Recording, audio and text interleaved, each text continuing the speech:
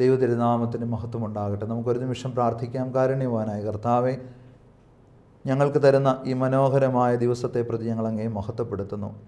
നാഥ, അങ്ങയുടെ തിരുസന്നിധിയിൽ അങ്ങാകുന്ന വചനത്തിൻ്റെ മുമ്പിൽ അങ്ങയുടെ കാരുണ്യത്തിനായി യാചിച്ചുകൊണ്ട് ഞങ്ങൾ ഇരിക്കുന്നു. കർത്താവേ, ഇന്ന് ഞങ്ങളോട് വ്യക്തിപരമായി ഇടപെടണമേ. ഞങ്ങൾക്ക് അവിടുന്ന് ഹൃദയങ്ങളിൽ ബോധ്യങ്ങളെ നൽകണമേ. പരിശുദ്ധ അമ്മേ, മാതാവേ, അമ്മയുടെ മാധ്യസ്ഥം തേടുന്ന ആരെയും അമ്മ ഉപേക്ഷിച്ച ചരിത്രമില്ലല്ലോ. ഇന്ന് ഞങ്ങൾക്ക് വേണ്ടി മാധ്യസ്ഥം വഹിച്ച് അപേക്ഷിക്കണമേ. ഞങ്ങളുടെ പേരിൻ്റെ വിശുദ്ധരെ ഞങ്ങൾക്ക് വേണ്ടി മാധ്യസ്ഥം വഹിച്ച് അപേക്ഷിക്കണമേ. പിതാവും പുത്രനും പരിശുദ്ധാത്മാവുമായുള്ളവേ, ഞങ്ങളുടെ പ്രാർത്ഥന കേട്ട് ഉത്തരമരുളുമാറാകണമേ. ആമേൻ. ദൈവ തിരുനാമത്തിന് നമുക്ക് വീണ്ടും മഹത്വം കരയേറ്റാം. കഴിഞ്ഞ ദിവസം നമ്മൾ ചിന്തിച്ചതുപോലെ, കഴിഞ്ഞ എപ്പിസോഡിൽ ചിന്തിച്ചതുപോലെ, ഭയപ്പെട്ട് നിരാശപ്പെട്ട് കഴിഞ്ഞ ശ്ലീഹന്മാരെ അവൻ ഉറപ്പിച്ച ശേഷം അവൻ സ്വർഗാരോഹണം ചെയ്തു.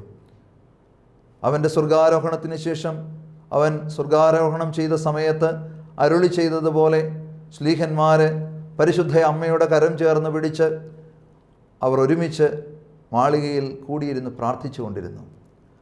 അവർ അവിടെ കാത്തിരുന്ന് പ്രാർത്ഥിച്ചു കൊണ്ടിരുന്നപ്പോൾ അവരുടെ മേൽ പരിശുദ്ധാത്മാവ് പിളർന്ന അഗ്നിനാവുകളുടെ രൂപത്തിൽ കാണപ്പെട്ടു. പരിശുദ്ധാത്മാവിനാൽ കൂടിയിരുന്നവർ പൂരിതരായി തീർന്നുവെന്ന് തിരുവചനം ഓർമ്മപ്പെടുത്തുകയാണ്. പരിശുദ്ധാത്മാവ് കൊണ്ട് നിറഞ്ഞ വ്യക്തികൾക്ക്, ശ്ലീഹന്മാർക്ക് വലിയ മാറ്റത്തിൻ്റെ അനുഭവമുണ്ടായി. അതുവരെ ഉണ്ടായിരുന്ന ഭയം നീങ്ങിപ്പോയി, അതുവരെ ഉണ്ടായിരുന്ന നിരാശ നീങ്ങിപ്പോയി. ദൗത്യത്തെക്കുറിച്ച് വ്യക്തതയില്ലാതിരുന്ന ശ്ലീഹന്മാർക്ക് അവരുടെ ദൗത്യത്തെക്കുറിച്ച് വ്യക്തതയുണ്ടായി. അങ്ങനെ മുന്നോട്ടുള്ള യാത്രയിൽ പരിശുദ്ധാത്മാവ് അവരെ സഹായിച്ചു കൊണ്ടിരുന്നു. പരിശുദ്ധാത്മാവ് ഒരു വ്യക്തിയിൽ വന്ന് നിറഞ്ഞാൽ ആ വ്യക്തിക്ക് ഉണ്ടാകുന്നതായ മാറ്റത്തെക്കുറിച്ച് നമുക്കൊന്ന് ധ്യാന വിഷയമാക്കാം.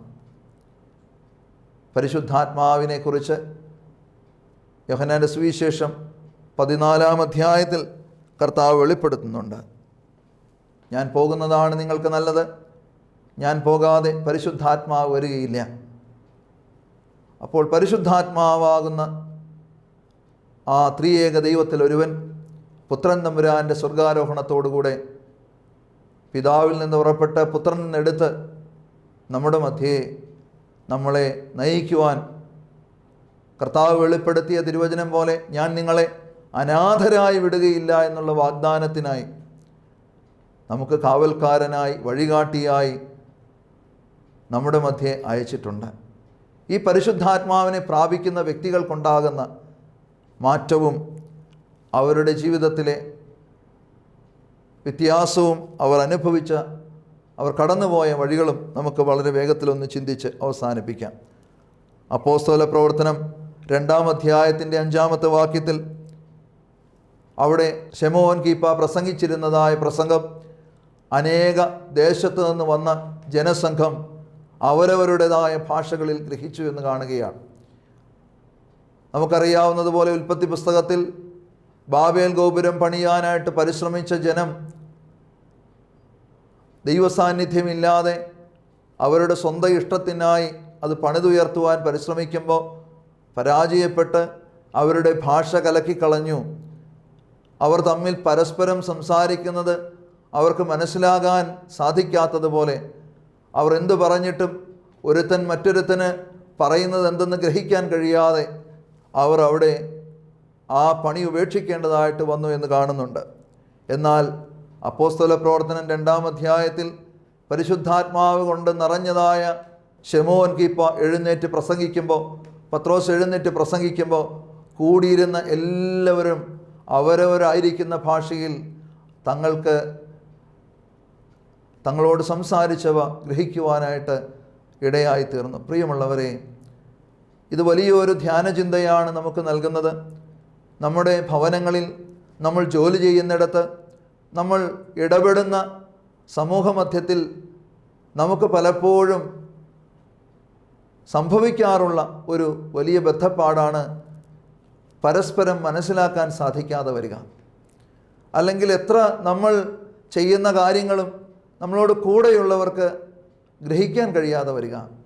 ഒരു ഭവനത്തിൽ തന്നെ ജീവിത പങ്കാളിയെ മാതാപിതാക്കളെ, കുഞ്ഞുങ്ങളെയൊക്കെ പരസ്പരം മനസ്സിലാക്കാൻ പറ്റാതെ വരിക. നമ്മളൊരു കാര്യം പറയുന്ന അർത്ഥതലത്തിലല്ല മറ്റുള്ളവർ അത് കാര്യങ്ങൾ ഗ്രഹിക്കുന്നത്. പലപ്പോഴും പരിശുദ്ധാത്മാവിൻ്റെ അസാന്നിധ്യമാണ് കലക്കം സൃഷ്ടിക്കുന്നത്. അല്ലെങ്കിൽ ദൈവചൈതന്യം, പരിശുദ്ധാത്മ സാന്നിധ്യം ഒരു ഭവനത്തിൽ നിന്ന്, ഒരു വ്യക്തിയിൽ നിന്ന് വിട്ടുപോയതിൻ്റെ അടയാളമാണ് കലക്കം ഒരു വീട്ടിലുണ്ടാവുക, ഒരു സമൂഹ മധ്യത്തിൽ, ഒരു കൂട്ടായ്മയുടെ മധ്യത്തിലൊക്കെ ഉണ്ടാകുന്നത്. അതുകൊണ്ട് തന്നെ പ്രിയമുള്ളവരെ, ഈ പരിശുദ്ധാത്മ സാന്നിധ്യം ഒരു സമൂഹത്തിൽ, ഒരു കൂട്ടായ്മയിൽ പ്രവർത്തിക്കുന്നുവെങ്കിൽ, ഒരു ഭവനത്തിൽ, ഒരു ശുശ്രൂഷാ മണ്ഡലങ്ങളിലൊക്കെ പരിവർത്തിച്ചു കൊണ്ടിരിക്കുമ്പോൾ അത് ഐക്യതയ്ക്കും പരസ്പരം പറയുന്ന കാര്യങ്ങൾ ഗ്രഹിക്കുവാനും ഒക്കെ കാരണമായി തീരും. അതുകൊണ്ട് തകർക്കപ്പെട്ട കുടുംബങ്ങളെ പണിതുയർത്താൻ പരിശ്രമിക്കുന്ന നിങ്ങൾ ഓരോരുത്തരോടും പറയാൻ ആഗ്രഹിക്കുന്നത്, അല്ലെങ്കിൽ ഒരു ശുശ്രൂഷാ മണ്ഡലങ്ങളിൽ സഭയെ, ആധ്യാത്മിക മേഖലയൊക്കെ പണിതുയർത്താൻ ആഗ്രഹിക്കുന്ന നിങ്ങൾ ഓരോരുത്തരോടും പറയുവാനായിട്ട് ആഗ്രഹിക്കുന്നത്, പരിശുദ്ധാത്മാവിൻ്റെ വലിയ ദാനത്തിനായിട്ട് കൊതിയോടെ പ്രാർത്ഥിക്കണം. ഏത് ശുശ്രൂഷാ മണ്ഡലങ്ങളിലും പരിശുദ്ധാത്മാവെ നിറഞ്ഞു നിൽക്കണമേ എന്ന്, നിയന്ത്രിക്കണമേ എന്ന് പ്രാർത്ഥിക്കാൻ തുടങ്ങുമ്പോൾ, പരിശുദ്ധാത്മാവിനെ കൂട്ടുകാരനായി, വഴിയാത്രികനായി, നിയന്ത്രിതാവായി, അധികാരിയായി കൂട്ടുപിടിക്കുമ്പോൾ പരിശുദ്ധാത്മാവ് കൊണ്ട് നിറയുന്നിടത്ത് നമുക്ക് വലിയ ദൈവാനുഭവം അല്ലെങ്കിൽ ഐക്യതയുടെ അനുഭവം വ്യക്തമായിട്ട് വെളിപ്പെടാനായിട്ട്, അല്ലെങ്കിൽ വെളിപ്പെട്ട് കാണുവാനായിട്ട് ഇടയായിത്തീരും. രണ്ടാമത്, പരിശുദ്ധാത്മാവിനെ സ്വീകരിച്ച, പരിശുദ്ധാത്മാവ് കൊണ്ട് നിറഞ്ഞ സമൂഹത്തിൻ്റെ മധ്യത്തിൽ അവരുടെ പ്രസംഗം വഴിയായിട്ട് അനേകർ സഭയോട് ചേർന്നു, അനേകർ കർത്താവിലേക്ക് അടുത്തു വന്നു. പ്രിയമുള്ളവരെ, അപ്പോസ്തല പ്രവർത്തനം 1-ാം അധ്യായത്തിൻ്റെ 8-ാമത്തെ വാക്യത്തിൽ ഇങ്ങനെ പറയുന്നുണ്ട്, പരിശുദ്ധാത്മാവ് നിങ്ങളുടെ വരുമ്പോൾ നിങ്ങൾ ശക്തി പ്രാപിക്കും, എന്നിട്ട് ഊറുശലേമിൽ, യഹൂദിയായിൽ, ശമരിയായിലൊക്കെയും എനിക്ക് സാക്ഷികളായിത്തീരും. അപ്പോൾ ഊറുശലേമിലും, യഹൂദിയയിലും, ശമരിയായിലുമൊക്കെ അവൻ്റെ സാക്ഷികളായി തീരണമെങ്കിൽ പരിശുദ്ധാത്മ സാന്നിധ്യമില്ലാതെ എങ്ങനെ നമുക്ക് സാധിക്കും? അതുകൊണ്ട് പ്രിയമുള്ളവരെ, നമ്മുടെ പ്രസംഗമെന്നുദ്ദേശിക്കുന്നത് വാക്കാലുള്ള പ്രസംഗങ്ങൾ മാത്രമല്ല, മറിച്ച് നമ്മൾ അനുവർത്തിക്കുന്ന, അല്ലെങ്കിൽ നമ്മൾ വർത്തിച്ചു പോരുന്നിടത്ത് ക്രിസ്തു സാക്ഷ്യമുള്ള മക്കളായി മാറുക എന്നുള്ളത് കൂടിയാണ്. അതുകൊണ്ട് തന്നെ നമ്മുടെ ജീവിതത്തിലെ എടുപ്പിലും മട്ടിലും ഭാവത്തിലും നടപ്പിലും നമുക്ക് എത്ര പേരെ ക്രിസ്തുവിലേക്ക് ചേർത്ത് കൊണ്ടുവരുവാൻ സാധിക്കുന്നുണ്ട്? ഇനി എൻ്റെ ജീവിതത്തിലെ പ്രവൃത്തിയിലൂടെ, സംസാരത്തിലൂടെ ഒരു വ്യക്തിയെ ദൈവത്തിൽ നിന്ന് അകറ്റിക്കൊണ്ടുപോകാനായിട്ടാണ് എനിക്കിടയാകുന്നതെങ്കിൽ പരിശുദ്ധാത്മാവ് എന്നിൽ നിർവീര്യമായി പോയിട്ടുണ്ടെന്ന് അർത്ഥമാണ്. അതുകൊണ്ട് തന്നെ നമുക്ക് ദൈവതിരുസന്നിധിയിൽ കരഞ്ഞ് കണ്ണുനീരോടെ പ്രാർത്ഥിക്കാം, എൻ്റെ ദൈവമേ, എൻ്റെ ജീവിതത്തിലെ ഓരോ ചെറിയ പ്രവൃത്തിയിലൂടെയും ക്രിസ്തുവിനെ സാക്ഷിക്കുവാൻ, അല്ലെങ്കിൽ ക്രിസ്തുവിനെ സാക്ഷിക്കുന്നതിലൂടെ ക്രിസ്തുവിലേക്ക് മറ്റൊരു വ്യക്തിയെ ചേർത്ത് കൊണ്ടുവരുവാനായിട്ട്, കർത്താവിങ്കിലേക്ക് അടുപ്പിക്കുവാനായിട്ട് ഇടയാകണമേ എന്ന് പ്രാർത്ഥിച്ചുകൊണ്ട് പരിശുദ്ധാത്മാവിൻ്റെ നിറവിനായിട്ട് നമുക്ക് ദാഹിക്കാം. മൂന്നാമത് നമുക്ക് കാണുവാനായിട്ട് സാധിക്കും, പത്രോസിൻ്റെ പരിശുദ്ധാത്മാവിൽ നിറഞ്ഞുള്ള പ്രസംഗം കേട്ടപ്പോൾ അവരുടെ ഹൃദയത്തിൽ കുത്തുകൊണ്ടു.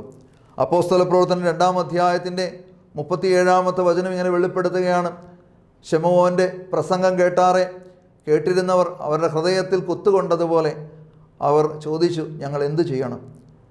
അപ്പോൾ അനുതാപത്തിൻ്റെ പ്രസംഗത്തിലൂടെ മറ്റുള്ളവർക്ക് അനുതാപവും മനസ്സുതിരിവും ഉണ്ടാകണമെങ്കിൽ പരിശുദ്ധാത്മ അഭിഷേകം കൂടിയേ തീരും. ചിലരുടെയൊക്കെ സംസാരത്തിൽ, സൗഹൃദ സംഭാഷണത്തിൽ പോലും നമുക്ക് വലിയ പരിശുദ്ധാത്മ സാന്നിധ്യം നിറഞ്ഞു നിൽക്കുന്നതായിട്ട് അനുഭവപ്പെടാറുണ്ട്. ചിലരുടെ ജീവിത ശൈലി കാണുമ്പോൾ നമുക്ക് തോന്നാറുണ്ട്, ഞാനിങ്ങനെയൊന്നും ജീവിച്ചാൽ പോരാ, ആ വ്യക്തിയെപ്പോലെ അല്പം കൂടെ ഒന്ന് സൂക്ഷ്മതയോടെ, വിശുദ്ധിയോടെ ജീവിക്കാൻ പരിശ്രമിക്കേണ്ടതായിട്ടുണ്ടെന്ന്. ഞങ്ങൾ അച്ഛന്മാർക്കൊക്കെ ചില വിശുദ്ധിയിൽ നിറഞ്ഞ, അല്ലെങ്കിൽ പരിശുദ്ധാത്മാവിൽ നിറഞ്ഞ ചില കുമ്പസാരങ്ങൾ കേൾക്കുമ്പോൾ തോന്നാറുണ്ട്, എനിക്കിതുപോലെയൊക്കെ ഒന്ന് സത്യാനുതാപത്തോടെ, കണ്ണുനീരോടെ അല്പം കൂടെ ആഴത്തിൽ ഒന്ന് കുമ്പസാരിക്കാൻ സാധിച്ചിരുന്നെങ്കിലെന്ന്. പറഞ്ഞു വന്നത്, പ്രിയമുള്ളവരെ, നമ്മുടെ കൊച്ചു കൊച്ചു പ്രവൃത്തിയിൽ പോലും മറ്റുള്ളവർക്ക് മാനസാന്തരം ഉളവാക്കുവാൻ, അനുതാപം ഉളവാക്കുവാൻ നമുക്ക് സാധിക്കും. അതുകൊണ്ട് തന്നെ പരിശുദ്ധാത്മാവിൻ്റെ വലിയ സാന്നിധ്യത്തിനായി പ്രാർത്ഥിക്കണം. പരിശുദ്ധാത്മാവ് കൊണ്ട് നിറഞ്ഞ വ്യക്തികൾക്ക് മാത്രമേ മറ്റുള്ളവർക്ക് അനുതാപം പങ്കുവെച്ചു കൊടുക്കാനായിട്ട് സാധിക്കത്തുള്ളൂ. മൂന്നാമത്, അവർ അനുതാപം പ്രസംഗിച്ചു. അവരുടെ പ്രസംഗം കേട്ട് അനേകർ അനുതപിക്കുകയും മനസ്സ് തിരിയുകയും ചെയ്തു. നാലാമത്, ആദ്യം നമ്മൾ ഓർമ്മപ്പെടുത്തിയതുപോലെ, ചിന്തിച്ചതുപോലെ ഭയന്ന് വിറച്ചിരുന്ന ശ്ലീഹന്മാർ ധൈര്യശാലികളായി തീർന്നു. അപ്പോസ്തല പ്രവർത്തനം 4-ാം അധ്യായത്തിൻ്റെ 13-ാമത്തെ വാക്യം, 4-ാം അധ്യായത്തിൻ്റെ 31-ാമത്തെ വാക്യം തുടങ്ങി അനേക സ്ഥലങ്ങളിൽ ഇത് വെളിപ്പെടുന്നുണ്ട്. ശ്ലീഹന്മാർ അത്രയും കാലം പേടിച്ചരണ്ടിരുന്നു.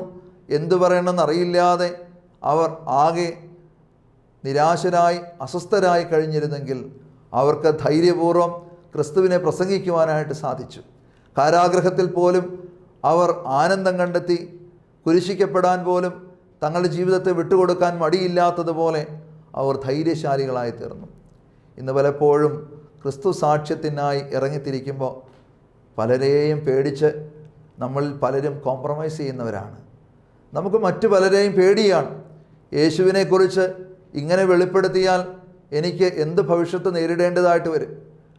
അപ്പോൾ ശരിക്കും സത്യത്തിൽ അന്യനാട്ടിലൊക്കെ പല ഭീകരരിലൂടെ ക്രിസ്തുവിനെ തള്ളിപ്പറയാൻ ആവശ്യപ്പെടുന്നത് പോലെ എന്തെങ്കിലും നമുക്ക് നേരിടേണ്ടി വന്നാൽ, അങ്ങനെ ഒരു ഉരച്ചു നോക്കലുണ്ടായാൽ നമ്മളിൽ എത്ര പേര് സത്യത്തിൽ ഈ ക്രിസ്തു സാക്ഷ്യത്തിനായി നിലകൊള്ളും അല്ലെങ്കിൽ ഉറച്ചു നിൽക്കുമെന്ന് സംശയമായിട്ടുള്ള കാര്യമാണ്. പലപ്പോഴും ISS ഭീകരരൊക്കെ വന്നതുപോലെ നമ്മുടെ ഇടയിൽ ഒന്ന് വരേണ്ട ആവശ്യമില്ല. ഒന്ന് വടിയെടുത്താൽ മതി, നമ്മളൊക്കെ മാറ്റി പറയും. പലപ്പോഴും നമ്മളെല്ലാം പേടിച്ചോടും. നമ്മൾ വേണമെങ്കിൽ പറയും, ഓ ക്രിസ്തു സാന്നിധ്യമോ, ഞാൻ അങ്ങനെ ഉണ്ട് എന്നാൽ നിങ്ങൾ ഉറപ്പിച്ച് പറയുകയാണെങ്കിൽ ഇല്ല എന്നുള്ള തലത്തിലേക്ക് നമ്മൾ മാറിപ്പോകാൻ സാധ്യതയുണ്ട്. എന്നാൽ പരിശുദ്ധാത്മാവ് കൊണ്ട് നിറഞ്ഞവർക്ക് ശക്തമായി അവനെ പ്രസംഗിക്കുവാനും ധൈര്യപൂർവ്വം മരണത്തെ പോലും നേരിടാനും സാധിക്കുമെന്ന് തിരുവചനം പറയുകയാണ്. പേടിച്ച് അരണ്ടിരുന്ന വ്യക്തികൾക്ക് പരിശുദ്ധാത്മ നിറവ് കൊണ്ടുണ്ടായ മാറ്റം ഇത് നമ്മുടെ ജീവിതത്തിലും സാധ്യമാണ്.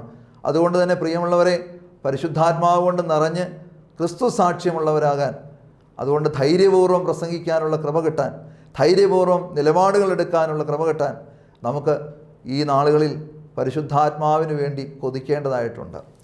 പ്രിയമുള്ളവരെ, അഞ്ചാമത് നമ്മൾ കാണുകയാണ്, അവർ വഴിയായിട്ട് അനേകം അത്ഭുതങ്ങളും അടയാളങ്ങളും നടന്നുകൊണ്ടിരുന്നു. ശ്ലീഹന്മാർക്ക് പരിശുദ്ധാത്മാവിനെ ലഭിച്ചതിലൂടെ അവർ നടന്നുപോയ വഴികളിലെല്ലാം അനേക അത്ഭുതങ്ങളും അടയാളങ്ങളും ഉണ്ടായി. ഇന്ന് പ്രിയമുള്ളവരെ, പറയുമ്പോൾ തെറ്റിദ്ധരിക്കരുത്, പലപ്പോഴും അത്ഭുതങ്ങളും അടയാളങ്ങളും മാത്രമായിക്കൊണ്ടിരിക്കുകയാണ്. പലപ്പോഴും ലക്ഷ്യം മാറി ക്രിസ്തീയ സമൂഹങ്ങളും കൂട്ടായ്മകളും മാറിപ്പോയിക്കൊണ്ടിരിക്കുകയാണ്. ക്രിസ്തു സാക്ഷ്യത്തിന് പകരം ക്രിസ്തു അനുഭവമുള്ളവരിലൂടെ അത്ഭുതങ്ങളും അടയാളങ്ങളും മാത്രം മതി എന്ന തലത്തിലേക്ക് കാര്യങ്ങൾ ചുരുങ്ങിപ്പോയിക്കൊണ്ടിരിക്കുകയാണ്. പ്രിയമുള്ളവരെ, ശ്ലീഹന്മാർ അവരുടെ സാക്ഷ്യമുള്ള ജീവിതം നയിച്ച് മുന്നോട്ട് പ്രയാണം ചെയ്തപ്പോൾ അവരറിയാതെ തന്നെ അവരിലൂടെ അത്ഭുതങ്ങളും അടയാളങ്ങളും നടന്നുകൊണ്ടിരുന്നു. നമുക്ക് കാണാനായിട്ട് സാധിക്കും, ക്രിസ്തു സാന്നിധ്യമുള്ളിടത്തെല്ലാം സൗഖ്യമുണ്ടായിരുന്നു. കർത്താവ് കടന്നുപോയ വഴികളിലെല്ലാം ആശ്വാസവും പ്രത്യാശയും ഉണ്ടായിരുന്നു. അവൻ വഴിയിൽ അനേകർ മരിച്ചവർ ഉയർത്തിരുന്നു. അനേകർ തളർന്ന വ്യക്തികൾ എഴുന്നേറ്റ് നടന്നിരുന്നു. ഇതുപോലെ കർത്താവ് വെളിപ്പെടുത്തി പറഞ്ഞതുപോലെ, എന്നിൽ വിശ്വസിക്കുന്നവൻ ഞാൻ പ്രവർത്തിക്കുന്നതിലും അധികം ചെയ്യുമെന്നുള്ള വചനം പോലെ ശ്ലീഹന്മാർ അവനെ സ്വീകരിച്ചു. പരിശുദ്ധാത്മാവ് കൊണ്ട് നിറഞ്ഞു. അവർ നടന്ന വഴികളിൽ അത്ഭുതങ്ങളും അടയാളങ്ങളും സംഭവിച്ചു. പത്രോസ് കടന്നു പോകുന്ന വഴികളിൽ രോഗികളെ കൊണ്ടുവന്ന് കിടത്തുക പതിവായിരുന്നു. ആ നിഴലെങ്കിലും പതിച്ചാൽ സൗഖ്യം ലഭിക്കുമെന്നുള്ള ഉറച്ച ബോധ്യവും അവർക്കുണ്ടായിരുന്നത് സംഭവിച്ചു കൊണ്ടുവരുന്നു. നമുക്ക് കാണാനായിട്ട് സാധിക്കും, അവർ ദൈവാലയത്തിലേക്ക് കടന്നു പോകുമ്പോൾ ജന്മനാ മുടന്തനായ ഒരു മനുഷ്യനിരുന്ന് ഭിക്ഷ യാചിച്ചുകൊണ്ടിരിക്കുന്നു. അവനോട് പറയുന്നു, പൊന്നോ വെള്ളിയോ എനിക്കില്ല, നസ്രായനായ യേശുവിൻ്റെ നാമത്തിൽ നീ സൗഖ്യമാവുക. പ്രിയമുള്ളവരെ, ഇതിന്നും സംഭവിക്കുന്ന കാര്യമാണ്.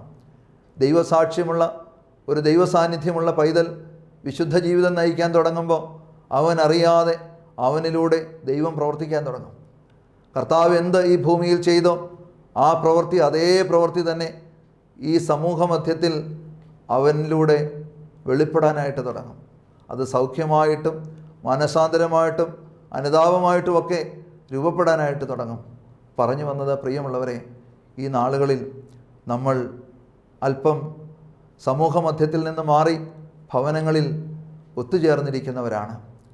ഈ ദിവസങ്ങളിൽ നമ്മുടെ ഭവനത്തിൽ ഒരു ദൈവാനുഭവം, പരിശുദ്ധാത്മ സാന്നിധ്യം രൂപപ്പെടേണ്ടിയിരിക്കുന്നു. നമ്മൾ ഓരോരുത്തരും അതിനുവേണ്ടി കൊതിക്കേണ്ടിയിരിക്കുന്നു. ലൂക്കോസിൻ്റെ സുവിശേഷം 11-ാം അധ്യായത്തിൻ്റെ 9-13 വരെയുള്ള വചനം വായിക്കുമ്പോൾ നമ്മൾ കാണുന്നുണ്ട്, യാചിപ്പിൻ ലഭിക്കും, അന്വേഷിപ്പിൻ കണ്ടെത്തും, മുട്ടുവിൻ നിങ്ങൾക്കായി തുറക്കപ്പെടും.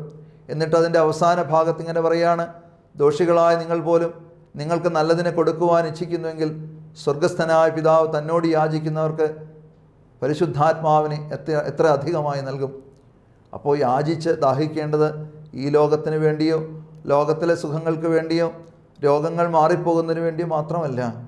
അതെല്ലാം നമുക്ക് ആവശ്യമാണ്. എന്നാൽ ജീവിത സാഹചര്യങ്ങളും അനുഗ്രഹങ്ങളും മാത്രം യാചിക്കാതെ ദൈവത്തിൻ്റെ ആത്മാവിന് വേണ്ടി കണ്ണുനീരോടെ പ്രാർത്ഥിക്കുമ്പോൾ പരിശുദ്ധാത്മാവ് നമ്മളെ നിയന്ത്രിക്കാൻ തുടങ്ങും. നമ്മുടെ ജീവിതത്തെ പരിശുദ്ധാത്മാവ് ഏറ്റെടുത്ത് നടത്താൻ തുടങ്ങും. റോമാലേഖനം 8-ാം അധ്യായത്തിൻ്റെ 26-ാമത്തെ വചനം പറയാണ്, വേണ്ടതുപോലെ പ്രാർത്ഥിക്കേണ്ടത് എങ്ങനെയെന്ന് പോലും നാം അറിയുന്നില്ല, ബലഹീനതയിൽ ആത്മാവ് നമ്മെ സഹായിക്കുന്നു. അപ്പോൾ സത്യത്തിൽ പ്രാർത്ഥനയുടെ സമയത്ത് പലരും പറയുന്ന കാര്യമാണ്, ഞങ്ങൾ ഉറങ്ങിപ്പോവാണ്, ശ്രദ്ധിക്കാൻ പറ്റുന്നില്ല. അല്ലെങ്കിൽ പ്രാർത്ഥിക്കുമ്പോൾ പലപ്പോഴും അലസത ഞങ്ങളെ ബാധിക്കുന്നു. കുടുംബങ്ങളിൽ കുഞ്ഞുങ്ങളും ജീവിത പങ്കാളിയും ഒരുമിച്ചിരിക്കുന്നില്ല. പ്രിയമുള്ളവരെ, പരിശുദ്ധാത്മാവിൻ്റെ സാന്നിധ്യം ആഗ്രഹിച്ച് പരിശുദ്ധാത്മാവിൻ്റെ നിയന്ത്രണത്തിലായി നമ്മുടെ പ്രാർത്ഥനയെ വിട്ടുകൊടുത്തിട്ട് ഒന്ന് പ്രാർത്ഥിക്കാൻ തുടങ്ങിക്കേ. നമ്മുടെ വീട്ടിൽ പ്രാർത്ഥനയ്ക്ക് ജീവനുണ്ടാകും. പലപ്പോഴും എൻ്റെയൊക്കെ എളിയ ജീവിതത്തിൽ പ്രാർത്ഥനയുടെ സമയത്ത് അലസത വല്ലാണ്ട് ബാധിക്കുന്ന അനേക സമയങ്ങളുണ്ട്. എന്നാൽ ആ സമയത്തൊക്കെ പരിശുദ്ധാത്മാവിൻ്റെ സഹായം ചോദിച്ച് പരിശുദ്ധാത്മാവിന് ജീവിതത്തിൻ്റെ അല്ലെങ്കിൽ ആ പ്രാർത്ഥനയുടെ നിയന്ത്രിതാവായിട്ട് വിളിച്ച് പ്രാർത്ഥിച്ച് അപേക്ഷിക്കുമ്പോൾ നമ്മുടെ ബലഹീനതയിലേക്ക് ആത്മാവ് നിറയുകയും പ്രാർത്ഥനയെ പരിശുദ്ധാത്മാവ് ഏറ്റെടുക്കുകയും ചെയ്യുന്നതായിട്ട് കണ്ടിട്ടുണ്ട്. പ്രിയമുള്ളവരെ, നമുക്കും ഇതുപോലെ പരിശുദ്ധാത്മാവിൻ്റെ ഒരു നിയന്ത്രണത്തിനായി പൂർണ്ണതയ്ക്കായി വിട്ടുകൊടുക്കാനായിട്ട് സാധിക്കട്ടെ. അത് ഈ ആത്മീയ തലത്തിൽ മാത്രമല്ല പ്രിയമുള്ളവരെ, പരിശുദ്ധാത്മാവ് നമ്മുടെ ഭൗതികമായ കാര്യങ്ങളിലും നമ്മളെ നിയന്ത്രിക്കുന്ന നമ്മുടെ സഹായകനാണ്. നിങ്ങൾ അല്പം ഒന്ന് ശ്രദ്ധയോടെ ആഗ്രഹിച്ച് പ്രാർത്ഥിച്ചു നോക്കിക്കോ. നിങ്ങൾ ചെയ്യുന്ന ഏതെങ്കിലും ശുശ്രൂഷാ മണ്ഡലങ്ങൾ, നിങ്ങൾ ചെയ്യുന്ന ഒരു വീട്ടിലെ ജോലികളോ, നിങ്ങൾ ഇടപെടുന്ന നിങ്ങളുടെ ജോലിയിടങ്ങളോ, നിങ്ങൾ ഇടപെടുന്ന ഏത് സാഹചര്യങ്ങളോ ആകട്ടെ, അവിടെ നിങ്ങൾക്ക് ഏതെങ്കിലും രീതിയിൽ പ്രതിസന്ധികളോ അല്ലെങ്കിൽ അതിജീവിക്കാൻ കഴിയാത്ത ഏതെങ്കിലും ഘട്ടങ്ങളോ ഉണ്ടാകുമ്പോൾ നിങ്ങളൊരു കാര്യം ചെയ്ത് നോക്കിക്കേ. പരിശുദ്ധാത്മാവിൻ്റെ സഹായം യാചിച്ച് പരിശുദ്ധാത്മാവെ ഈ മേഖലയിൽ ഇടപെടണമേ എന്ന് ആത്മാർത്ഥമായിട്ട് ആഗ്രഹിച്ച് പരിശുദ്ധാത്മാവിന് അത് വിട്ടുകൊടുത്ത് നോക്കിക്കേ. നിശ്ചയമായിട്ടും പരിശുദ്ധാത്മാവ് ആ മേഖലയിൽ ഇടപെട്ട് അതിനെ നിയന്ത്രിക്കുന്നതായിട്ട് അനുഭവിക്കാൻ കഴിഞ്ഞിട്ടുണ്ട്. പലപ്പോഴും ഒരു കൊച്ചു കറി ഉണ്ടാക്കുമ്പോൾ പോലും നമ്മൾ ആഗ്രഹിച്ച് പ്രാർത്ഥിച്ചാൽ നിങ്ങൾക്ക് തമാശയായി തോന്നാം, അല്ലെങ്കിൽ ഇതെന്താണ് ഈ അച്ഛൻ പറയുന്നതെന്ന് തോന്നാം. പക്ഷേ അനുഭവത്തിൻ്റെ വെളിച്ചത്തിൽ പറയാൻ സാധിക്കും, നിങ്ങൾ ചെയ്യുന്ന കൊച്ചു കാര്യങ്ങളിൽ പോലും പരിശുദ്ധാത്മാവ് നിങ്ങളുടെ സഹായകനാണ്. അപ്പോൾ അതുകൊണ്ട് ഏത് മേഖലയായാലും ദൈവസാന്നിധ്യം നമ്മളിൽ നിറഞ്ഞു നിൽക്കുക നമുക്ക് ആവശ്യമാണ്. അതുകൊണ്ട് തന്നെ പ്രിയമുള്ളവരെ, ഈ നാളുകളിൽ ഇഷ്ടംപോലെ സമയം ഒരുപാട് സമയം നമുക്ക് പ്രാർത്ഥിക്കാനും ശാന്തമായിട്ടിരിക്കാനും ഒക്കെ കിട്ടുന്നുണ്ടല്ലോ. അത് പ്രയോജനപ്പെടുത്തണം. ഈ നാളുകൾ നമുക്ക് ഒരു പുത്തൻ ഉണർവിൻ്റെ കാലമായിട്ട് മാറണം. ഇനി ഒരു ഉയർത്തെഴുന്നേൽപ്പിൻ്റെ കാലമാണ് വരാനിരിക്കുന്നത്. അല്പം സങ്കടത്തിലൂടെയാണ് ഈ നാളുകൾ പോകുന്നത് എങ്കിലും ഇതിന് ശേഷം വരാനിരിക്കുന്ന ഒരു ഉത്ഥാനത്തിൻ്റെ നാളുണ്ട്. ആ നാളുകൾക്ക് വേണ്ടി നമ്മളിപ്പോഴേ ഒരുങ്ങണം. നമ്മളിപ്പോഴേ പ്രാർത്ഥിച്ചൊരുങ്ങി ഒരു പുതിയ ഭവനമാക്കി, പുതിയ വ്യക്തി ജീവിതമാക്കിയൊക്കെ നമ്മുടെ ജീവിതത്തെ, ഭവനങ്ങളെയൊക്കെ മാറ്റിയെടുക്കുമ്പോൾ നമുക്ക് വലിയ ഒരു പുത്തൻ ആധ്യാത്മിക നിറവ്, ഇനി അടഞ്ഞ ദേവാലയങ്ങളൊക്കെ തുറക്കപ്പെടുമ്പോൾ സത്യ ആരാധകരായി നമുക്ക് മാറാനായിട്ടൊക്കെ സാധിക്കും. പ്രിയമുള്ളവരെ, യോഹന്നാന്റെ സുവിശേഷം 4-ാം അധ്യായത്തിൻ്റെ 23-ാമത്തെ വാക്യം പറയുന്നുണ്ട്, തന്നെ ആരാധിക്കുന്നവർ ആത്മാവിലും സത്യത്തിലും ആരാധിക്കേണ്ടുന്ന നാഴികയും സമയവും വരുന്നു. ഇതുപോലെയുള്ള ആരാധകരെയാണ് പിതാവും ആഗ്രഹിക്കുക. അതുകൊണ്ട് നമുക്ക് ഈ ഹൃദയത്തിൻ്റെ അഗാധങ്ങളിൽ നിന്നുള്ള ഒരു സത്യ ആരാധനയിലേക്ക് വരണമെങ്കിൽ ഈ പരിശുദ്ധാത്മ സഹായത്താൽ സാധിക്കും. നമ്മുടെ വീടും നമ്മുടെ വ്യക്തി ജീവിതമൊക്കെ ഒരു ദൈവാലയമാക്കി മാറ്റാൻ നമുക്ക് സാധിക്കും. നമ്മൾ ഒരു ഞായറാഴ്ച പള്ളിയിൽ പോയി ആരാധന നടത്തുന്നവർ മാത്രമായി ഒതുങ്ങിപ്പോകാതെ ഈ ചുരുങ്ങിയ കാലഘട്ടം നമുക്ക് കിട്ടുന്ന ഈ ചെറിയ നാളുകൾ അതൊരു പരിശീലനത്തിൻ്റെ കാലമാക്കി മാറ്റി ഒരു പുത്തൻ ഉണർവോടെ നാം എഴുന്നേൽക്കേണ്ടിയിരിക്കുന്നു. ക്രൈസ്തവ സമൂഹത്തിൽ പ്രിയമുള്ളവരെ, ദൈവസാക്ഷ്യം നഷ്ടപ്പെട്ടാൽ മറ്റുള്ളവർ എങ്ങനെ ക്രിസ്തുവിലേക്ക് ഓടിയെടുക്കും? നമ്മളുടെ നിലപാടുകൾ തെറ്റിപ്പോകുമ്പോൾ, അല്ലെങ്കിൽ നമ്മൾ എടുക്കേണ്ട ദൈവസാന്നിധ്യ സാക്ഷ്യം നഷ്ടപ്പെട്ടു പോകുമ്പോൾ ആര് നമുക്ക് വേണ്ടി അല്ലെങ്കിൽ ക്രിസ്തുവിന് വേണ്ടി പകരക്കാരായി ഈ സമൂഹമധ്യത്തിൽ നിൽക്കും? അതുകൊണ്ട് അല്പം ശ്രദ്ധ ആധ്യാത്മിക ജീവിതത്തിൽ ഈ നാളുകളിൽ നമുക്ക് എടുക്കേണ്ടതായിട്ടുണ്ട്. നമ്മൾ അനേകരാൽ ശ്രദ്ധിക്കപ്പെടുന്നവരാണ്. മാതൃകയാക്കാനായിട്ട് അനേകർ കാത്തിരിക്കുന്നവരും ശ്രദ്ധയോടെ വീക്ഷിക്കുന്നവരുമാണെന്ന് നമുക്ക് ഉറച്ച ബോധ്യത്തോടെ ഇരിക്കാം. നമുക്ക് ഒരു നിമിഷം പ്രാർത്ഥിക്കാം. കാരുണ്യവാനായ കർത്താവേ, ഇന്ന് തന്നതായ നല്ല സന്ദേശത്തെ ഓർത്ത് നന്ദി പറയുന്നു. ഞങ്ങളുടെ ജീവിതത്തിൽ ദൈവസാന്നിധ്യം നഷ്ടപ്പെട്ടിട്ട് ഒരുപാട് നാളുകളായി. ജെറുസലേം ദേവാലയത്തിൽ നിന്ന് മടങ്ങിപ്പോകുന്ന യൗസേഫിൻ്റെയും മറിയത്തിൻ്റെയും കൂടെ ഉണ്ടായിരുന്ന ദൈവസാന്നിധ്യം നഷ്ടപ്പെട്ടത് തിരിച്ചറിയാൻ അവർക്ക് വൈകിപ്പോയി. കർത്താവെ, ഞങ്ങളുടെ ഇടയിൽ നിന്ന് പരിശുദ്ധാത്മാവാകുന്ന സഹായകൻ വിട്ടുപോയിട്ട് എത്രയോ കാലങ്ങളായി. ദാവീദ് അവൻ്റെ വീഴ്ചയുടെ സമയത്ത് നിലവിളിച്ച് പ്രാർത്ഥിച്ചത് ഇങ്ങനെയാണല്ലോ: ദൈവമേ, പരിശുദ്ധാത്മാവിനെ എന്നിൽ നിന്ന് എടുത്തു കളയരുതേ. കർത്താവെ, അവിടുത്തെ സഹായകനെ ഞങ്ങൾക്ക് അയച്ചു തരണമേ. ഞങ്ങളുടെ ഭവനങ്ങളിൽ ഐക്യത നഷ്ടപ്പെട്ടിട്ട് ഒരുപാട് നാളുകളായി കർത്താവെ. ഉൽപ്പത്തി പുസ്തകത്തിൽ പറയുന്നത് പോലെ ബാബേൽ ഗോപുരം പണിതതുപോലെയാണ് ഇന്ന് ഞങ്ങൾ ഭവനങ്ങൾ പണിതത്. അനേക കൊട്ടാരതുല്യമായ ഭവനങ്ങളിലാണ് ഞങ്ങൾ പാർക്കുന്നത്. പക്ഷേ ദൈവമേ, ഐക്യതയില്ല, സ്നേഹമില്ല. ദൈവമേ, ഒരു മനസ്സ് നഷ്ടപ്പെട്ടിട്ട് ഒരുപാട് നാളുകളായി. ഞങ്ങൾക്ക് പരിശുദ്ധാത്മദാനത്താൽ ഒരു മനസ്സും ഐക്യതയുടെ അനുഭവം നൽകണമേ. കർത്താവേ, അങ്ങയിലേക്ക് ഞങ്ങളിലൂടെ അനേകരെ ചേർത്ത് കൊണ്ടുവരുവാനായിട്ട് ഞങ്ങളെ സഹായിക്കണമേ. കർത്താവെ, അനുതാപം മറ്റുള്ളവർക്ക് ദാനമായി കൊടുക്കാൻ ഞങ്ങളുടെ വാക്കും പ്രവൃത്തിയും നിലപാടുകളും സാധ്യമാക്കണമേ. നാഥ, ധൈര്യത്തോടെ അങ്ങയെ സാക്ഷിക്കുവാൻ തളർന്നു പോകാത്ത മനസ്സും ധീരതയുള്ള ഒരാത്മാവും ഞങ്ങൾക്ക് നൽകണമേ. കർത്താവെ, പലപ്പോഴും പിന്തിരിപ്പന്മാരായി മറുതലിച്ച് വീണ്ടും വീണ്ടും അങ്ങയെ തള്ളിപ്പറഞ്ഞ് യാത്ര ചെയ്യുമ്പോഴും മടങ്ങി വന്ന് യഥാസ്ഥാനപ്പെടുവാനും അങ്ങയെ ചാരി നിന്ന് ജീവിതത്തെ മുന്നോട്ട് കൊണ്ടുപോകുവാനും ഞങ്ങളെ സഹായിക്കണമേ. പിതൃപുത്ര പരിശുദ്ധാത്മാവാം ദൈവമേ, ഞങ്ങളുടെ യാചനയെ കേൾക്കുമാറാകണമേ. ആമേൻ.